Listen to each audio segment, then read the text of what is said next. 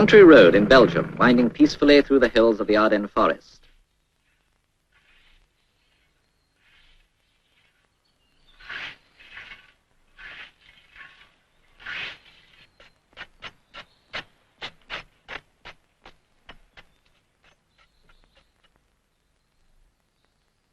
But from time to time, his peaceful life is ripped apart, and the road is now being got ready for different and exciting things.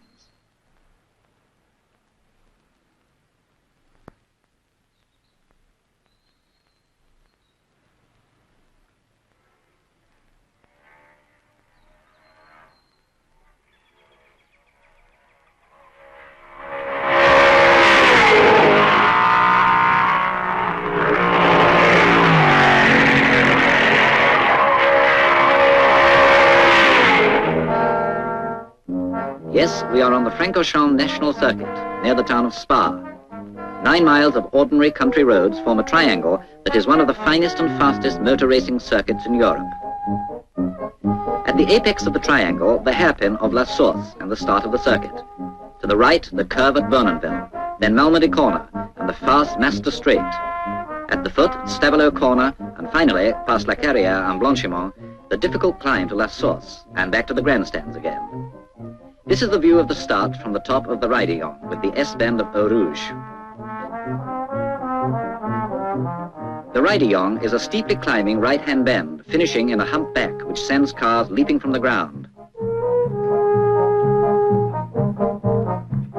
At the top of a wooded hill, this sharp left-hander swings into the rapid drop to the footbridge at Bournonville and its fast right-hand curve.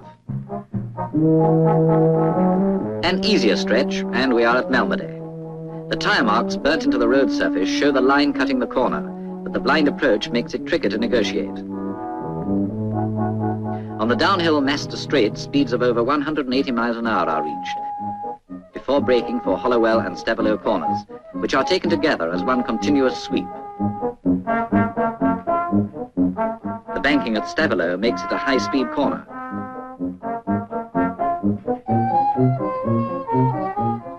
Now for the winding uphill return run, easy enough until the wooded corner at La Carrière, which the experts whip through at almost full throttle. But there is a ditch to catch a misjudged exit. After that, it's the masked corner at Blanchimont and its menacing post number 9.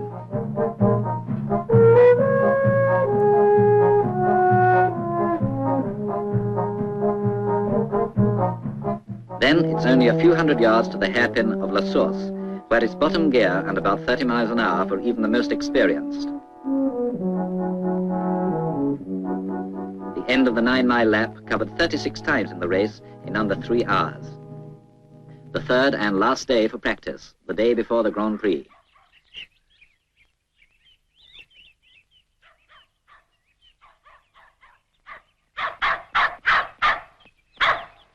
Fierce competition is expected, for yesterday Castellotti in a Lancia broke all records by lapping at nearly 123 miles an hour, faster than the favorite Fangio in a Mercedes.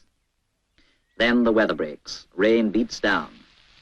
But the practice must go on, though now there's little chance of new records for Fangio, Moss or Farina, the chief opponents of Castellotti. Wet work for the mechanics of the 3 Ferraris. And there's the single Lancia, officially entered by Castellotti himself. Only one Van Wall, too, carrying all the British hopes. The 3 Mercedes entered for the race are odds-on favourites. 4 Maseratis are entered by the works, as well as the famous blue car of Louis Rosier. The road is clear and Eugenio Castellotti starts the wheels rolling.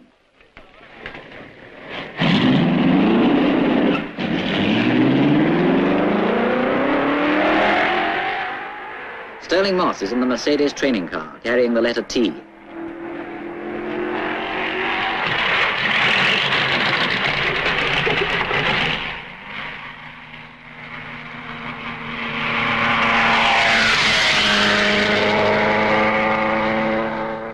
Nino Farina is away in his Ferrari.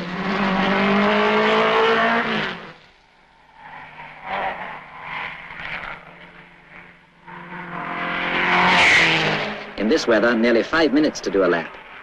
Castellotti should be round again soon.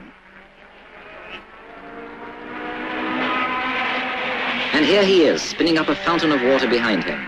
It's his first appearance at Francorchamps, and his performance is better than anyone dreamt. Here's Moss again, and a signal from team manager Neubauer to stop next time round.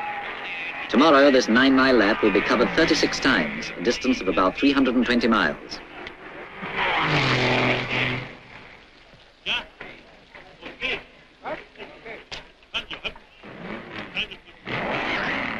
And now, Paul Frere, the popular Belgian journalist and driver, is ready for the getaway in his works Ferrari. A glance to check that the road is clear, and he's off.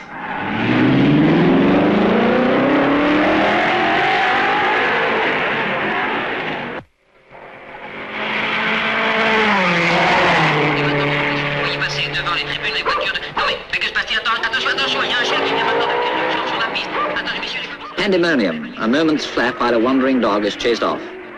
Order restored, and the commanding figure of Neubauer signals Sterling Moss in to switch to the car he will drive in the race.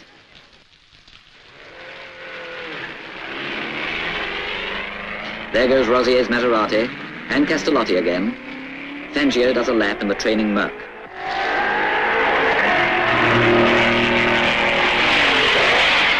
"5 o'clock, and the last practice is over.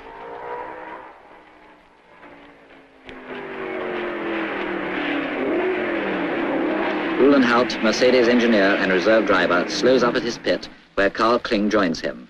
No smiles from Monsieur Backen and Monsieur de Harley, president and secretary of the organizing committee.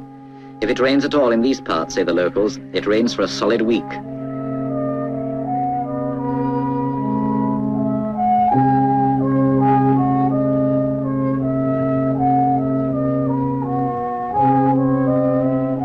In the gloom, the cars motor back to their garages, almost unnoticed. But the mechanics are going to be busy for hours ahead.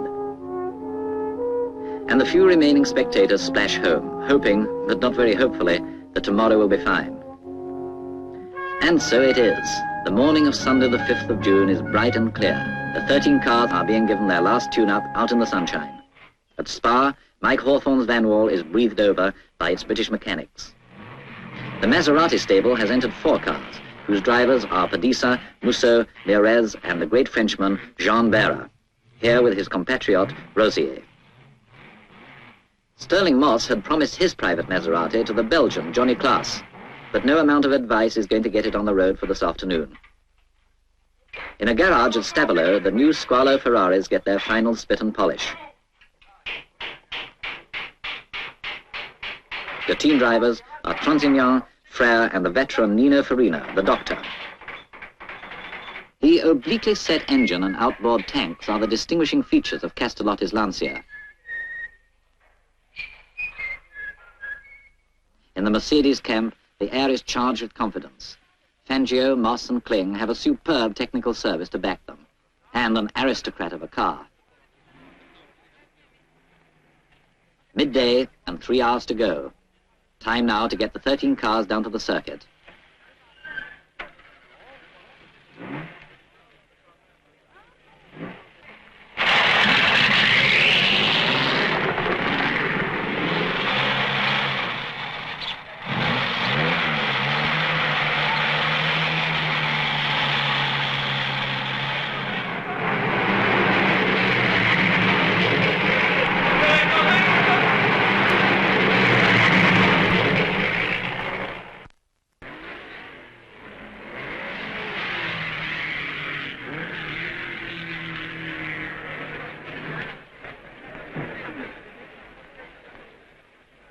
The Lancia and the Maseratis are lined up in front of their pits. Already the grandstands are beginning to fill.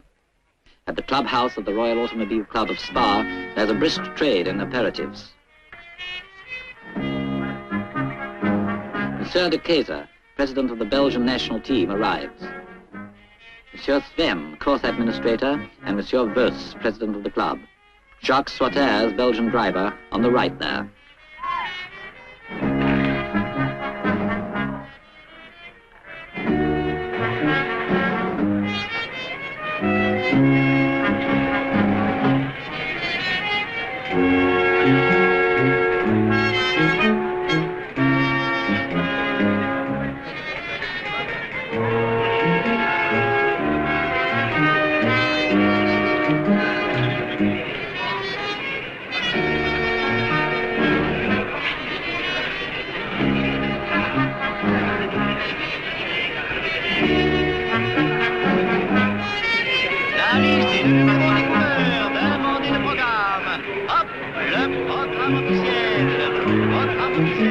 Mercedes engineer Uhlenhout looks confident, but then so does Paul Frère with Gilbert Thirion, also a Belgian racing driver.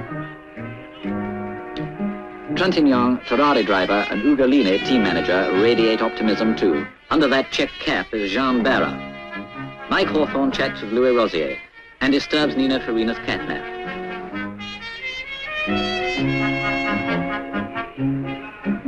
Fangio and Meres fans pull out the stops to whip up support.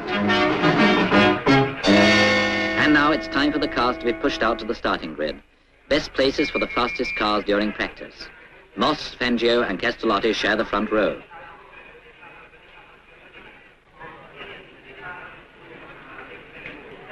Now Sterling Moss puts on his spare goggles, watched by Madame Fangio. Castellotti is all set. On the grid, the Mercedes starters are ready.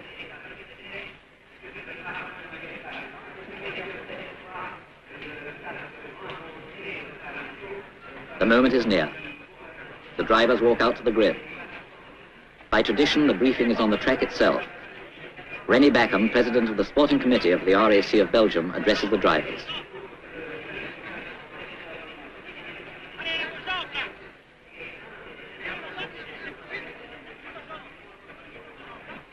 "5 minutes to go.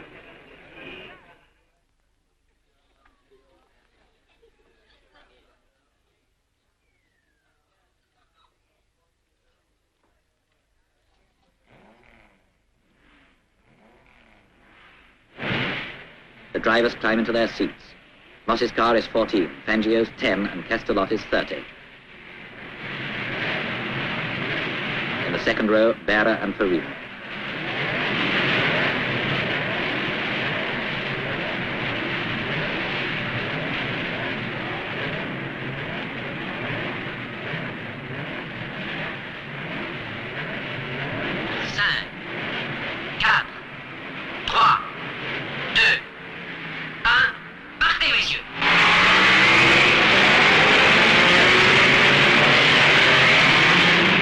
At Rideyong, Fangio is in the lead in front of Castellotti and Moss in third place. And then the field.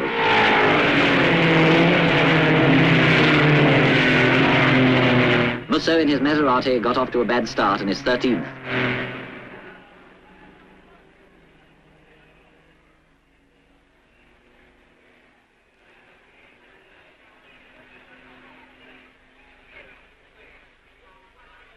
Vernonville, 2.5 miles on.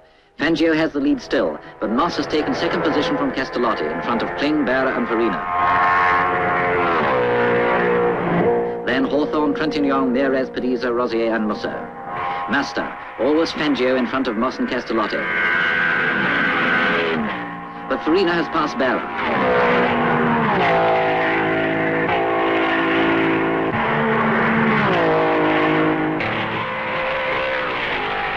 Hollowell corner. The speed is fantastic. Fangio is first into Stavelo. Moss follows, and the rest comes scorching behind.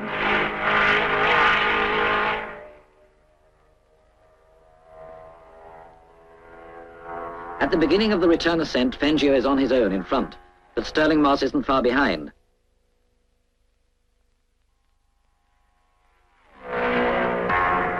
La Carrière. First Fangio, second Moss. Castellotti's Lancer is third, fourth Kling, fifth Farina, then Barra sixth. The Mercedes leaders at La Source. Fangio brakes and corners perfectly, but Moss is right there breathing down his neck. After Castellotti, the pack, with Kling and Farina still fighting it out.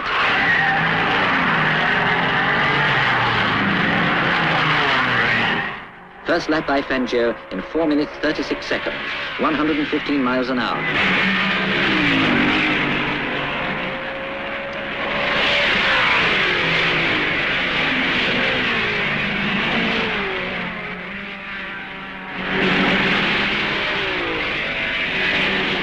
Second time up the Rideyong. Fangio in front of Moss. Farina has seized fourth place from Kling's Mercedes. Farina hammers away. At La Carrière, the Ferrari is coming up behind Castellotti. Kling, Barra and Frère are struggling for fifth position. The hairpin at La Source again. From over 100 miles an hour down to below 30 in a few yards. This corner is a classic test of driving skill.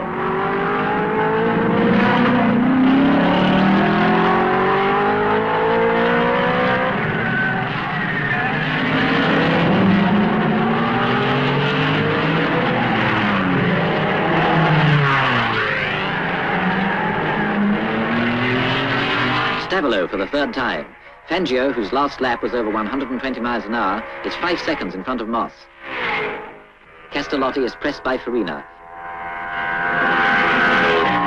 And the third Merc still leads the scrap for 5th place. Now Musso has passed Hawthorne's Van Wall.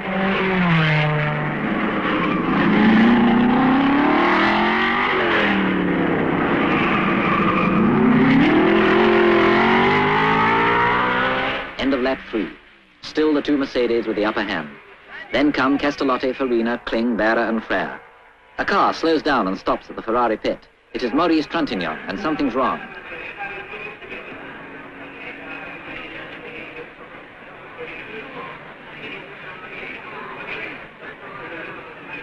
Off with the cowl and check plugs, while Trintignant tensely counts the seconds.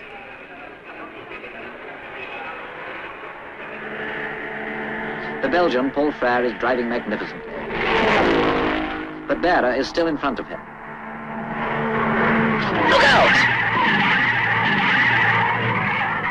And Berra's out of the race. Meanwhile, Farina slips in front of Castellotti at the hairpin. But by the Raidillon, the Lancia is back in 3rd position.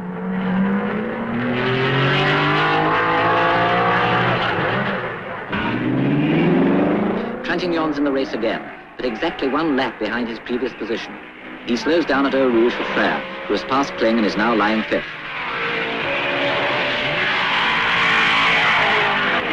Signal to Castellotti that Berra is out of the race. But is he? Miraculously uninjured from his accident, he comes back to the pits on foot. He's a bit shaken, but remarkably unruffled by the crash.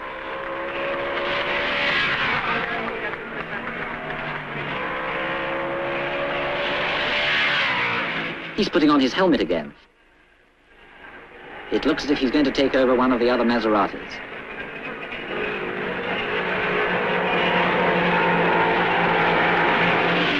Yes, at the pits, the Argentinian Mieres is pulled in. Berra is going to drive number 24. And there he goes.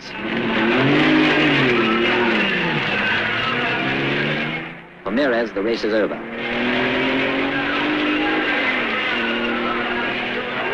Fangio passes the wreck of Berra's car at the end of the 7th lap. His average speed so far is 119 miles an hour. Moss remains only 5 seconds behind him.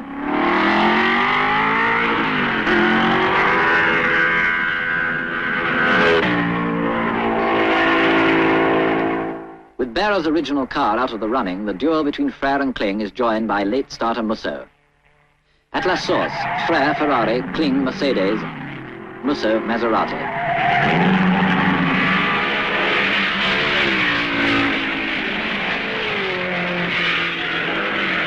Now Kling puts on a spurt and passes the Belgian driver. On the 8th lap, Musso forces and overtakes both Frère and Kling. The cars are airborne at the summit of the Raidillon. After 80 miles of brilliant driving, Musso has overtaken 8 cars. Paul Frère's back to 7th place.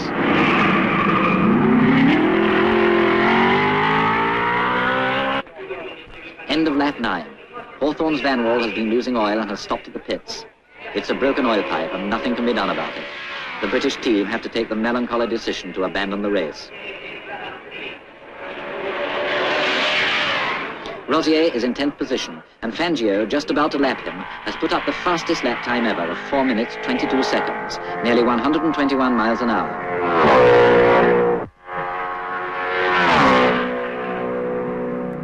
40 seconds behind comes Castellotti, with Farina 4 seconds later. Musso and Kling, still in front of Paul Frère, are more than a minute behind the leader.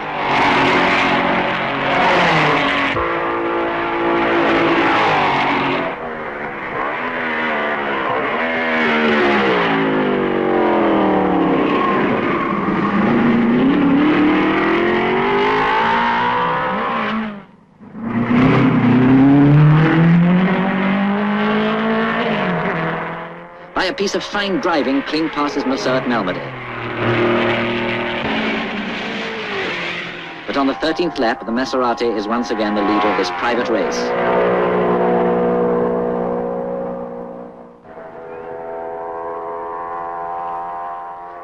Fangio is keeping up a fantastic average speed, now over 120 miles an hour. And as always, Moss is right there behind him. Fangio accelerates again. The 15th lap is covered in 4 minutes 20 and 8/10 seconds.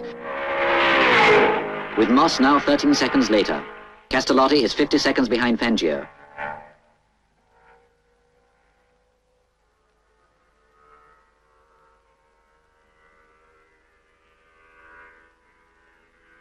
But it's not Castellotti, it's Farina passing.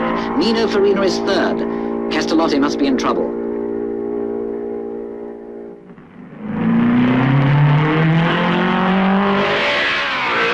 News comes to the pits that Castellotti has retired at Malmedy with gearbox trouble.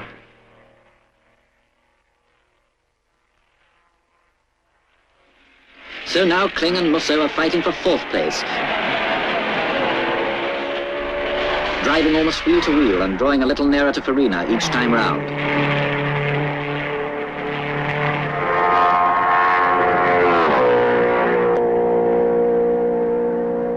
The halfway mark and a new lap record for Fangio.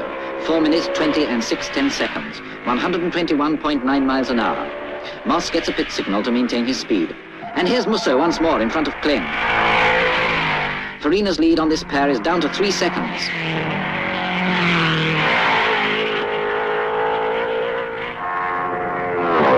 On lap 19, Kling takes the lead again, but Musso is slowing down, and he stops at his pit.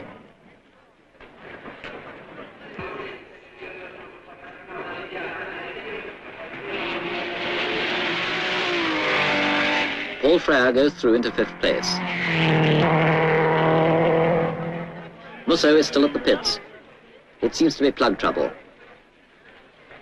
The seconds tick by, but at last he's away.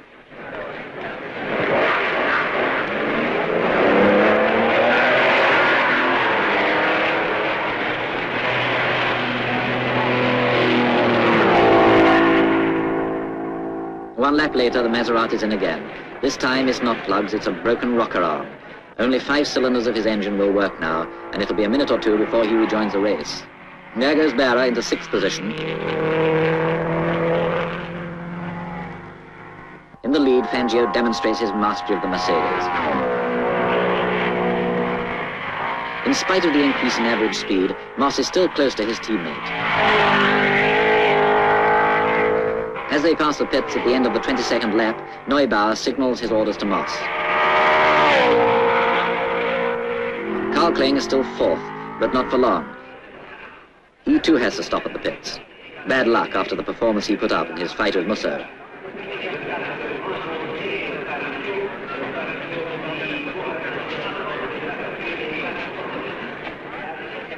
The technicians confer without much hope. An oil union has broken and there's no chance of going on.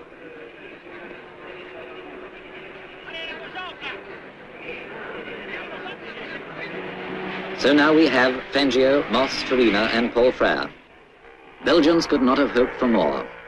Paul Frère in a works Ferrari is 4th.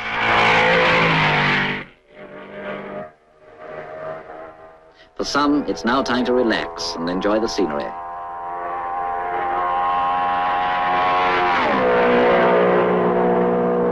But for the more wide-awake spectators, there is still fine driving to watch.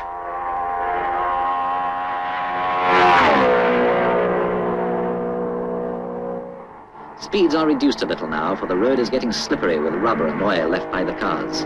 But there goes Fangio again, still driving a hard race.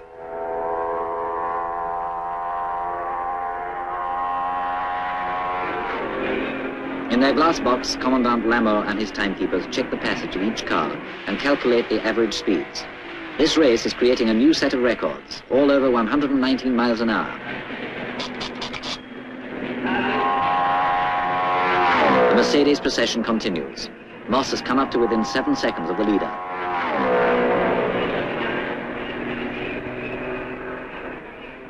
Yellow and blue flags shown at the Ferrari pit indicate to Farina and Frère, 3rd and 4th, that it is enough to maintain their speed without pressing. 1 lap behind comes Jean Berra, 5th, Musso 6th, and Trintignant 7th.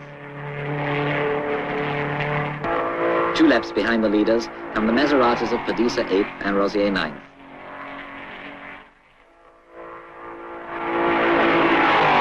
These two cars have not been parted throughout the race. Only 6 laps to go. Nothing to report in the past half hour. But you wouldn't think so watching the Argentinian commentator broadcasting to Fangio's supporters in South America. He started talking nearly 3 hours ago, and the marathon has another half hour to run.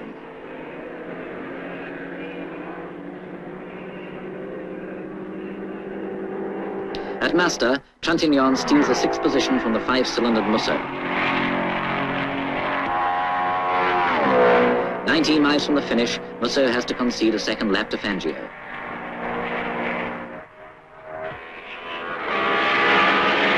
The last lap.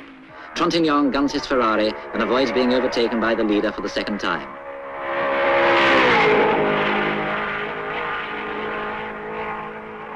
For Neubauer, the race is over, and won. Over 300 miles of superlative driving behind them, the Mercedes pair press on to victory.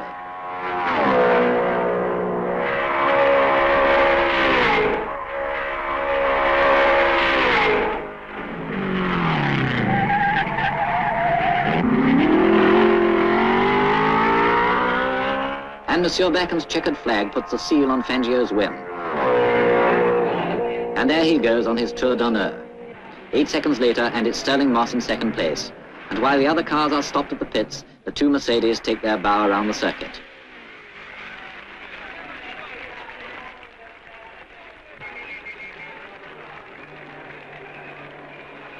The dogged effort of Nino Farina has brought Ferraris a splendid third.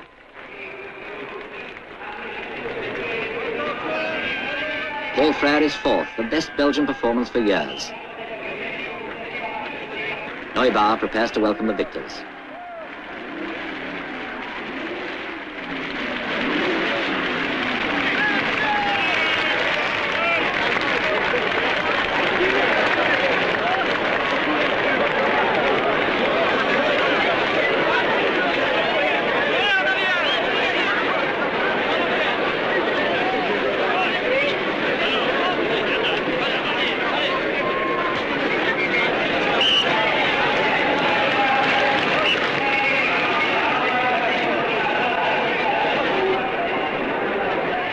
On the rostrum, Prince Amaury de Marod, president of the Royal Automobile Club of Belgium, offers the traditional bouquet to the champion.